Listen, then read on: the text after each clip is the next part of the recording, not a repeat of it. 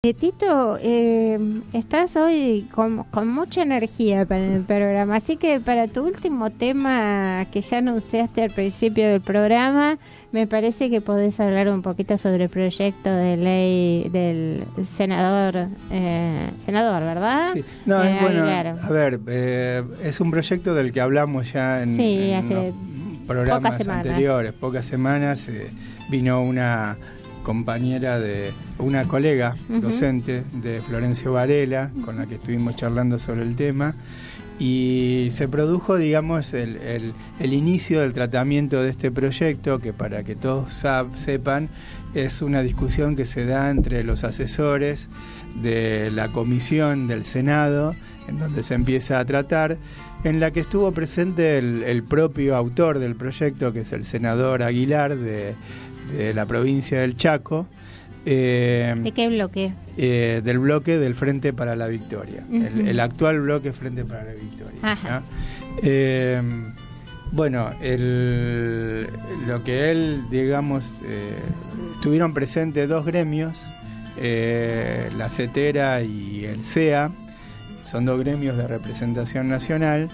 Y fue muy interesante, digamos, la posibilidad que hubo de que los gremios presentaran su posición, el autor, en este caso, respondiera a algunas de las comentarios que se hacían, que ahora vamos a hablar de eso, y finalmente cómo sigue el trámite. El proyecto es un proyecto que ya se había tratado en las comisiones de educación, de presupuesto, no tuvo tratamiento en lo que se llama el recinto de la Cámara de Senadores, casi terminó a fin de año y se tuvo que volver a presentar este año. Se presentó con el texto que se iba a aprobar en el Senado, con lo cual prácticamente es un proyecto que está prácticamente cerrado en su confección, con lo cual no va a recibir modificaciones aparentemente. Y las objeciones que presentaron los gremios tienen que ver con aspectos que me parece que interesan a toda la comunidad de educación superior, porque de los profesorados sobre todo, porque afectaría directamente el trabajo en esas instituciones. Claro.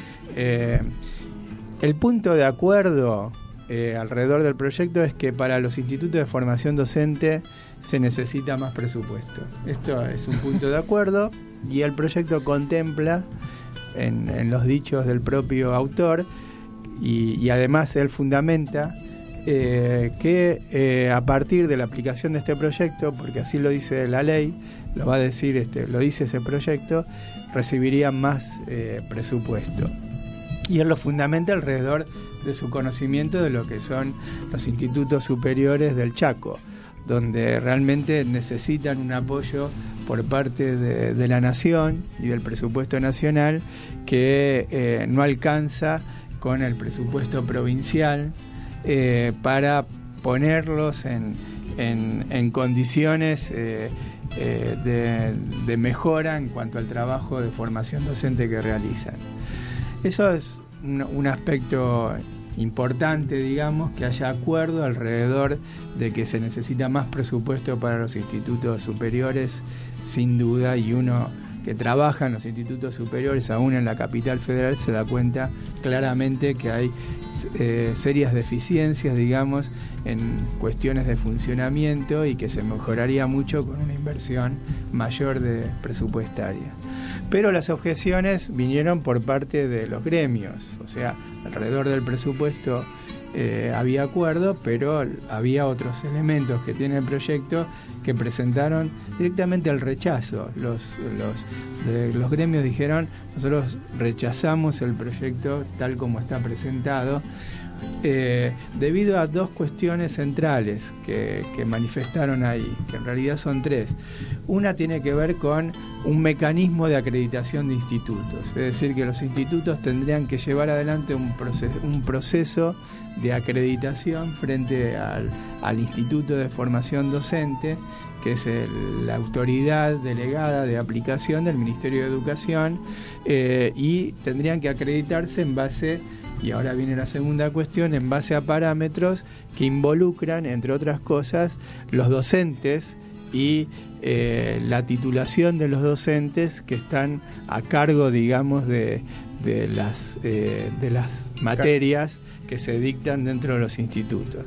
Bueno, entonces ahí habría como un tema alrededor de cuáles son las condiciones o las condiciones mínimas que se acordarían dentro del Consejo Federal de Educación para aplicar dentro de lo que es la acreditación de los institutos de formación docente, y las condiciones mínimas me refiero a las condiciones o titulaciones o antecedentes de los docentes que ejercen en esos institutos. ¿Eso pondría en riesgo a los docentes que ya son titulares? No tiene que ver con eso, sino tiene que ver con que uno presenta la planta de docentes, presenta quiénes son los docentes y se establecerían parámetros de acreditación. Pero de alguna manera ingresa como un proceso en un contexto que lo explicó, por lo menos o sea, en este caso en todos los casos estoy repitiendo que presentaron los gremios. Decía la representante del CEA, en un contexto, y lo dijo también el representante de CETERA, en un contexto en donde tanto el ministro ahora saliente como la directora del Infod hablan constantemente del exceso de cantidad de institutos de formación docente que hay en el país. Bueno, comparando con otros países, haciendo esas comparaciones que no están inviables, muy bien fundamentadas, ¿no? Pero bueno, ellos hablan un poco de esta cantidad de 1.200 institutos que son demasiados para un país como la Argentina en comparación con países centrales.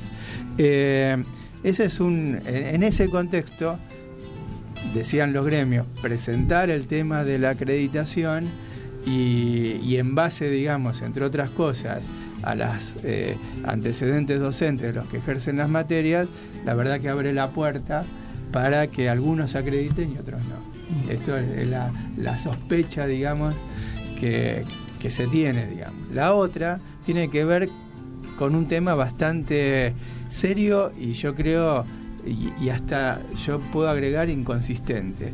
Serio en el sentido de que se establecería por ley, además nada menos, un examen de los alumnos de cuarto año de los institutos. Al cuarto año se le tomaría un examen en conocimientos y en habilidades profesionales. Lo cual, el resultado de esa evaluación que se haría a nivel nacional se incorporaría dentro del promedio general que obtiene el alumno al término de la carrera. La inconsistencia que a mí me salta a la vista es que muchos de esos alumnos antes de terminar la carrera ya están ejerciendo como docentes, claro. Con lo cual que si les da mal el examen de habilidad, de alguna manera los descalificaría como docentes, pero además para los que no están ejerciendo también actuaría como una especie de validación para la habilitación del ejercicio de la docencia.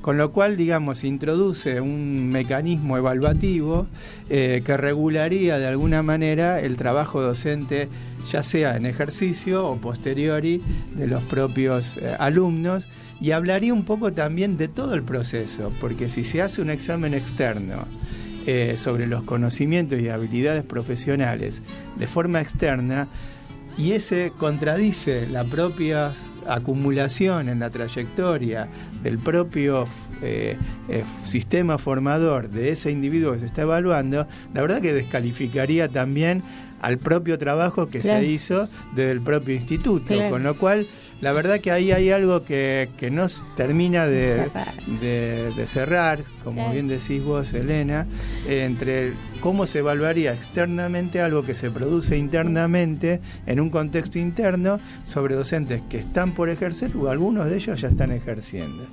Este tema de alguna manera todos los temas fueron contestados por el propio senador, por el propio autor, y la verdad que quedó como la sensación de que no se atendía a este contexto, que vuelvo a repetir, las palabras textuales que dijo la representante del CIDA, dice, cómo la sospecha que a nosotros nos genera es cómo se está invirtiendo más dinero en los institutos en un contexto en que se está hablando de cerrar institutos. ¿Cómo es invertir para cerrar? ¿Cómo es eso, digamos, ¿no? Si nos puede explicar eso, por favor, denos, porque a nosotros no nos cierra lógicamente. Además de la objeción sobre el tema de la acreditación y el tema, cómo se une y con el tema de los exámenes para los alumnos de cuarto año, ¿cómo se vincula todo eso con mayor presupuesto para los institutos? Bueno, ¿quiere decir que esto no está cerrado todavía? ¿Se va a seguir debatiendo? No en asesores. Ya el senador dio por concluida la discusión, él se retiró y dejó un mensaje de que ya quiere que esto pase al tratamiento de los propios senadores. Bien. Así que próximamente estaría tratándose ya por los senadores y estaría en condiciones de darle dictamen y ahí se vería, digamos, de alguna manera qué aceptación tiene este proyecto. Un proyecto que, vuelvo a decir, está presentado por un autor que pertenece políticamente a la oposición del gobierno, pero que ese proyecto en particular es apoyado desde el gobierno, porque así lo dijo el ministro saliente Burrich, que estaba muy interesado en esta propuesta que hacía el senador Aguilar.